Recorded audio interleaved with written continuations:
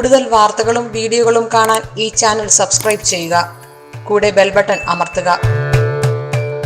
Asia live ടിവിയിലെ feng shui പ്രോഗ്രാമിലേക്ക് ഏവർക്കും സ്വാഗതം.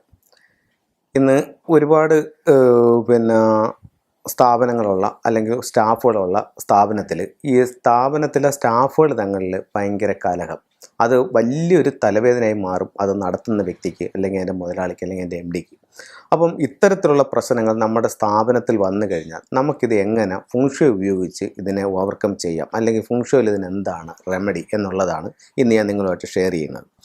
അപ്പോൾ ഇത്തരത്തിലുള്ള ഒരു റൂസ്റ്ററിൻ്റെ സ്റ്റാച്ചു വാങ്ങിച്ചിട്ട് നമ്മുടെ ഓഫീസിലോ അല്ലെങ്കിൽ സ്ഥാപനത്തിലോ അതിൻ്റെ പടിഞ്ഞാറ് ഭാഗത്ത് ഇത് വയ്ക്കുകയാണെന്നുണ്ടെങ്കിൽ ഈ സ്റ്റാഫുകൾ തങ്ങളിലുള്ള കലഹം മാറാനായിട്ട് ഇത് വളരെ നല്ലൊരു ടൂളാണ്.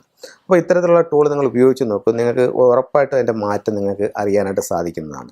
ഇത് വെക്കേണ്ടതെന്ന് പറഞ്ഞു കഴിഞ്ഞാൽ നമ്മൾ എവിടെയാണോ ഇരുന്ന് വർക്ക് ചെയ്യുന്നത് അപ്പോൾ ഒത്തിരി ഒരു 10-15ഓളം സ്റ്റാഫുകൾ ഒരു വലിയൊരു ഹാളിലിരുന്ന് വർക്ക് ചെയ്യുന്നു. അപ്പോൾ അതിൽ ചില സ്റ്റാഫുകൾ തങ്ങളിൽ ചില ഇഷ്യൂസും ചില പിണക്കങ്ങളും ചില പാരവെപ്പുകളും ഒക്കെ ഉണ്ട്. അപ്പോൾ അത്തരത്തിലുള്ളത് മുതലാളിക്ക് അത് നടത്തുന്ന ആളിന് ഉറപ്പായിട്ടും അതൊരു തലവേദനയായിട്ട് മാറും. അപ്പോൾ അത്തരത്തിലുള്ള തലവേദന അവിടെ കലഹങ്ങളൊക്കെ ഒഴിവാക്കാനായിട്ട് ഇത്തരത്തിലുള്ള ഒരു സ്റ്റാച്ചു വാങ്ങിച്ചിട്ട് നമ്മൾ ആ ഹാളിൻ്റെ വെസ്റ്റ് ഭാഗത്ത് വെക്കുകയാണെന്നുണ്ടെങ്കിൽ ഇവർ തങ്ങളുള്ള കലഹം മാറാനും നല്ലൊരു അന്തരീക്ഷം അവിടെ ക്രിയേറ്റ് ചെയ്യാനും ഈ റൂസ്റ്റർ നിങ്ങളെ സഹായിക്കുന്നതാണ്.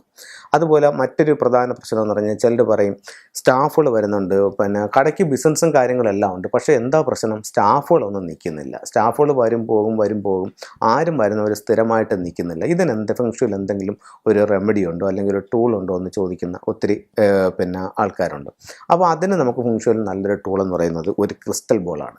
ഇത്തരത്തിലുള്ള ഒരു ക്രിസ്റ്റൽ സ്ഫടിക ബോൾ എടുക്കുക. സ്ഫടിക ബോൾ എടുത്തിട്ട് ഇതൊരു 7 ദിവസം കല്ലുപിട്ടിട്ട് വെള്ളം ഒഴിച്ച് അതിനകത്ത് വെക്കുക. 8ൻ്റെ അന്ന് എടുത്തത് നല്ലതുപോലെ വാഷ് ചെയ്യുക. പൈപ്പ് തുറന്ന് വിട്ടിട്ട് നല്ലതുപോലെ ഒന്ന് ഞവിടി കഴുകിയതിന് ശേഷം ഇതിൽ വെള്ളം ഇതിനകത്തോട്ട് ഊർന്ന് താഴോട്ട് പോകുമ്പോൾ ഇതിൽ നെഗറ്റീവ് എല്ലാം പോയി ഇത് പൂർണ്ണമായും ശുദ്ധീകരിക്കപ്പെടുന്നുവെന്ന് മനസ്സുകൊണ്ടൊന്ന് സങ്കല്പിച്ചതിന് ശേഷം ഇത് നല്ലതുപോലെ ഒരു തുണിയെടുത്ത് തുടച്ച് ഒരു 4 മണിക്കൂർ വെയിലത്ത് വെക്കുക. വെയിലത്ത് വെച്ചതിന് ശേഷം ഇതെടുത്ത് ഇടത്തെ കൈയിലോട്ട് വെച്ച് വലത്തെ കൈ പൊത്തിപ്പിടിച്ചിട്ട് നമ്മൾ ഇതിനകത്തോട്ടൊരു പ്രാർത്ഥന കൊടുക്കുക. നമ്മളിലേക്ക് ശരിക്കും സ്റ്റാഫുകൾ വരികയും അവർ നമ്മുടെ സ്ഥാപനത്തിൻ്റെ വിജയത്തിന് ഉതകും വിധം പെരുമാറി നല്ല രീതിയിൽ മുന്നോട്ട് പോവുകയും നിൽക്കുന്നു. ശരിക്കും സ്റ്റാഫുകൾ നമ്മുടെ വരികയും നമ്മുടെ കൂടെ വർക്ക് ചെയ്യുകയും നമ്മൾ സ്ഥാപനത്തിൽ നിന്നും വിട്ടുപോകാതെ നിൽക്കുകയും ചെയ്യുന്നതായിട്ട് നമ്മൾ പ്രോഗ്രാം ചെയ്യുക, പ്രാർത്ഥിച്ചു. അപ്പോൾ ആഗ്രഹങ്ങളെ ഉൾക്കൊള്ളാനുള്ള കഴിവ് ക്രിസ്റ്റലുകൾക്കുണ്ടെന്നുള്ളതാണ് പറയുന്നത്.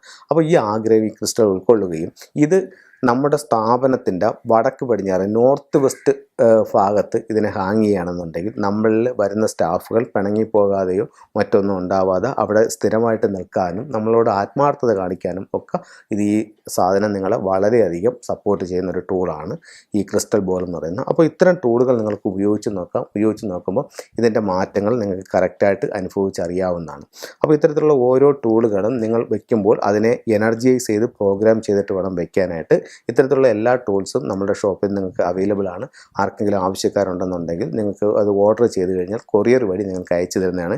ഈ എല്ലാ ടൂളുകളും എനർജൈസ് ചെയ്ത ടൂളുകളാണ് നിങ്ങൾക്ക് അയച്ചു തരുന്നത്. അപ്പോൾ ഇത്തരം ടൂളുകൾ വെച്ചിട്ട് അല്ലെങ്കിൽ എൻ്റെ നല്ല വേറൊരാളുടെ നിന്ന് വാങ്ങിച്ച് വെച്ചിട്ട് നിങ്ങൾക്കതിൽ മാറ്റം ഉണ്ടാകുന്നില്ല എന്നുണ്ടെങ്കിൽ അതിൽ എന്തെങ്കിലും അതിൻ്റെ സ്ഥാപനത്തിൻ്റെ അല്ലെങ്കിൽ വീടിൻ്റെ ഫ്ലെയിങ് സ്റ്റാർ പ്രകാരം എന്തെങ്കിലും ദോഷം അവിടെ സ്ഥായിയായിട്ട് നിലനിൽക്കുന്നുണ്ടായിരിക്കും. അപ്പോൾ അത്തരത്തിലുള്ള ദോഷം എന്തെങ്കിലും ഉണ്ടെങ്കിൽ അതൊന്ന് മാറ്റിക്കൊണ്ട് നിങ്ങൾ ചെയ്ത് നോക്കൂ, ഉറപ്പായിട്ട് നിങ്ങൾക്ക് മാറ്റം ഉണ്ടാകും.